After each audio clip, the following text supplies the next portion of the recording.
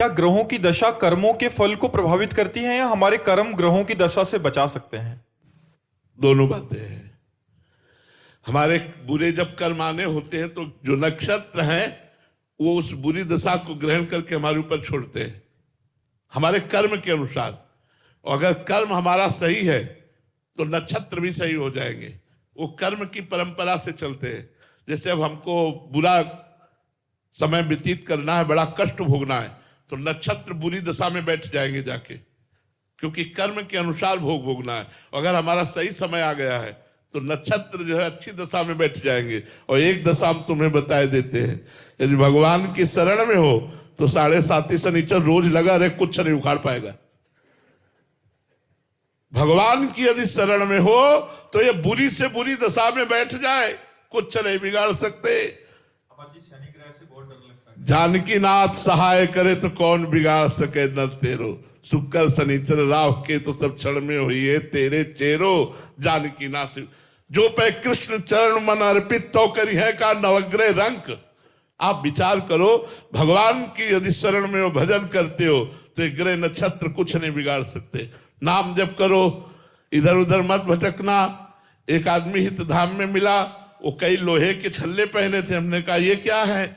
बोले घोड़े की नाल के हैं।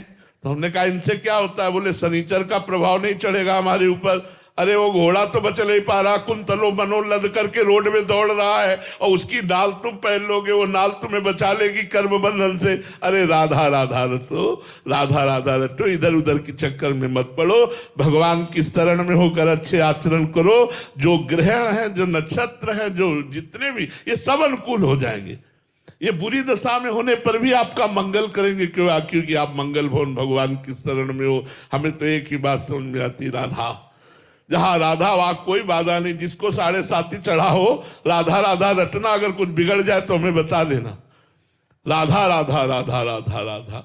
और ऐसे चाहे कुंतलों तेल चढ़ा दो, शनि भगवान प्रसन्न होने वाले नहीं। भगवत विमुख होकर मनमानी आचरण करने वाले के ऊपर ये देवता है, ये सब नक्षत्र देवता है, और ये सब भगवान के पार्षद हैं। जब आप भगवान के सम्मुख हो जाओगे तो ये कृपा करने लगेंगे, ये आपका विरोध छोड़ देंगे। और जब आप भगवान से विमुख आचरण करोगे तो यही आपका विरोध करने लगेंगे, अशांति पैदा कर देंगे, विघ्न पैदा कर देंगे, विपत्ति पैदा कर देंगे। वैसे सिद्धांतिक ये है कि जब हमारा बुरी दशा आने को होती है तो हमारे जो ग्रह नक्षत्र हैं वो बुरी दशा पे बैठ जाते हैं और हमें दंड देने लगते हैं। और जब हमारी अच्छी दशा नहीं होती है तो ये अच्छी दशा पे बैठ जाते हैं। पर भगवान की शरणागति में ये बुरी दशा में भी बैठे हो तो भी हमारा मंगल होगा, अमंगल नहीं हो सकता।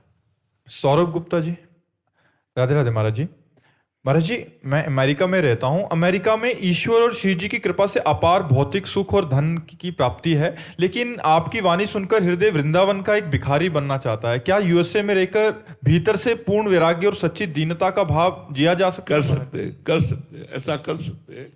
अच्छे बच्चे हो, ऐसा कर सकते हो। यदि सत्संग सुनोगे, नाम जप करोगे, अपनी भारतीय संस्कृति के आचरण करोगे तो आपको जरूर जरूर वैराग्य प्राप्त होगा।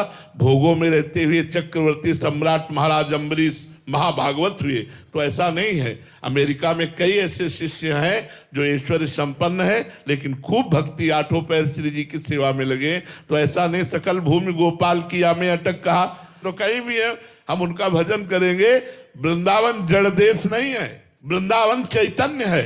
अमेरिका में चिंतन करोगे तो वृंदावन अमेरिका में दिखाई देने लगेगा, अमेरिका में दृश्य बदल जाएगा और आप अमेरिका में शरीर रहते हुए वृंदावन में रहोगे। वृंदावन का चिंतन बन जाएगा। नाम जप करो, सत्संग सुनो और भारतीय पद्धति का पालन करो। विदेशी जो कल्चर है, विदेशी जो आचरण है, उनसे बचो। अपने भारतीय संस्कृति का पालन करोगे तो वैराग्य हो जाएगा।